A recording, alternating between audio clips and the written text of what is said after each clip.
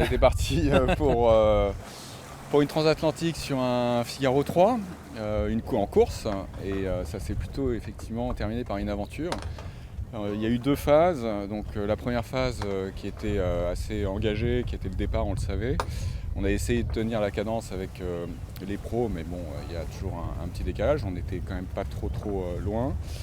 Et arrivé vers La Palma, on a constaté que le bout dehors avait beaucoup de jeux. Et donc on s'est demandé si on pouvait continuer en l'état et surtout qu'on avait 15 jours de SPI à venir. On a demandé avis auprès du comité de la classe, auprès de techniciens. Du chantier. Voilà, on a eu des retours qui étaient positifs, qui ont dit que ça allait tenir, donc on a décidé de continuer. Bravo.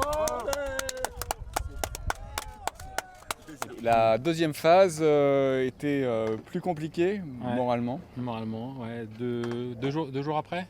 Ouais, 2 jours après. Donc, après 9 jours de course, on était sous pilote. Le pilote fait une embardée et on fait une cocotte. Une cocotte avec le SPI.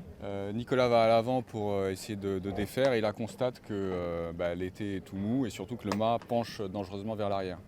Donc tout de suite, Nicolas a le réflexe de sécuriser avec une drisse le mât.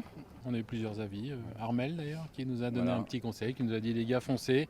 Du moment que le mât est sur le pont, il faut continuer. Donc on a sécurisé avec 2 drisses et puis on a foncé.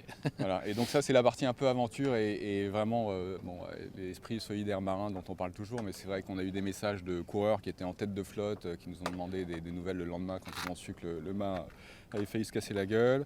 Donc on est content d'être arrivé et puis finalement on a 2 bateaux derrière. Donc si on regarde s'il y avait un classement 100% amateur, on serait pas si mal. Voilà. Donc,